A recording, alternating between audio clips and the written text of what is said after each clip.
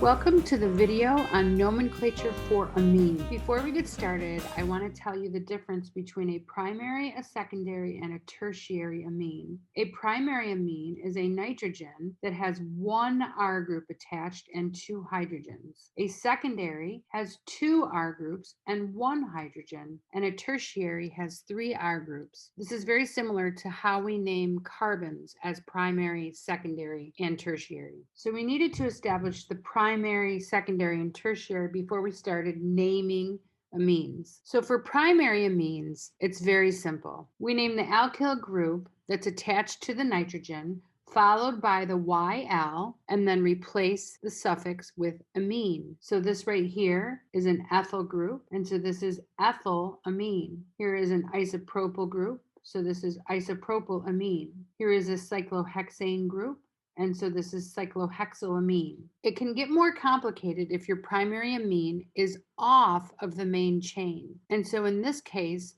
we replace the E from the alkane and make it amine. And so if we were going to name the compound shown down here at the bottom of the page, the first thing we would do is highlight our main chain. So our main chain is 7 long, and that means that our root or our parent name is going to be heptaneamine. But we do have to talk about the fact that we have a methyl group off of carbon 4 and a methyl group off of carbon 6, and we also have to indicate where the amine is connected. So maybe pause the video and see if you can figure out how to name this, and I'll give you 2 other little hints. This carbon right here is a stereocenter, and this carbon right here is a stereocenter. So this is going to be heptaneamine,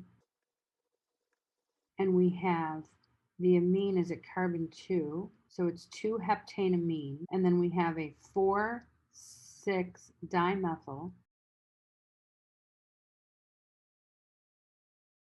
2-heptaneamine, but in the front of the molecule, we have to indicate R and S for center 2 and for center 4. So center 2, our highest priority is the nitrogen, so that's 1. Our second highest priority is this big alkyl group, and our third is the methyl group.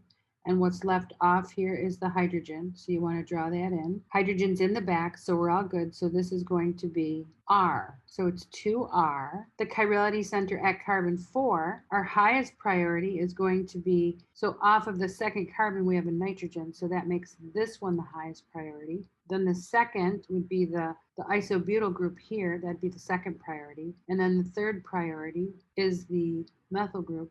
Now remember, the hydrogen is coming at you. That wasn't drawn in, so the hydrogen is coming at you. So that means whatever I determine the stereocenter, I flip it. And so this is 1, 2, 3. So that would be S. But in fact, this center is R because we have to flip it. So this is 2R, 4R, 4,6-dimethyl, 2-heptaneamine. Whew, I'm tired just doing that for you.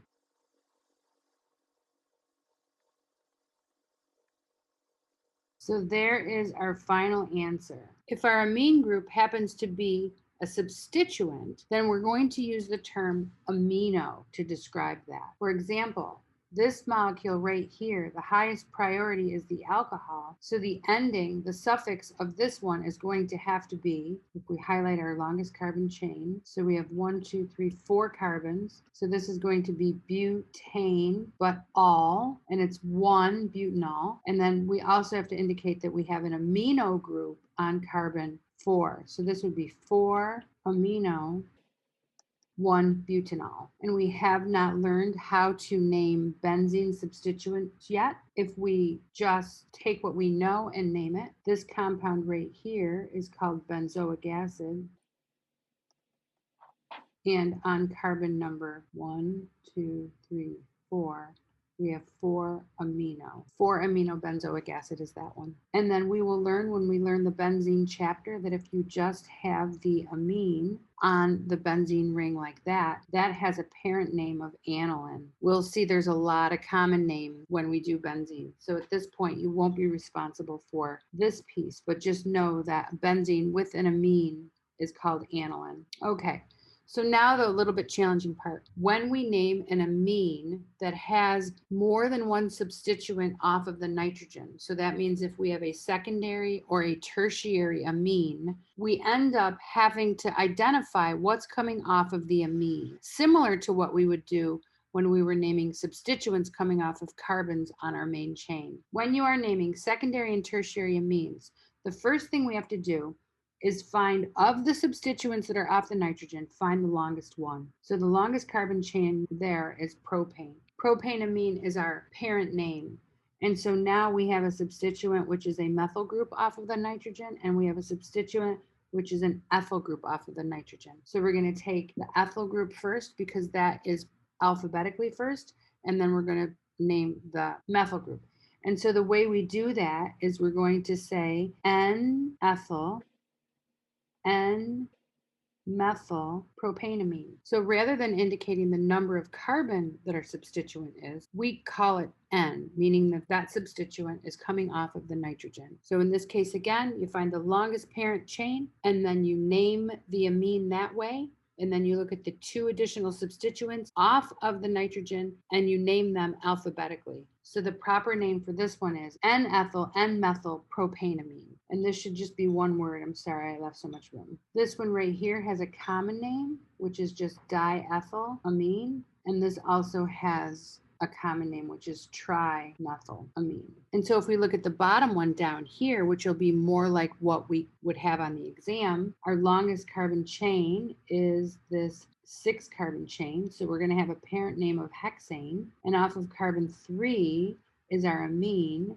So this is going to be 3-hexanamine. And then our substituents off of the nitrogen are ethyl and methyl. And then we also have substituents off of our carbon, which is off of carbon 2. So we have chloro, ethyl, and methyl. So we have to put that in alphabetical order. So if we pull that all together, oops, I forgot.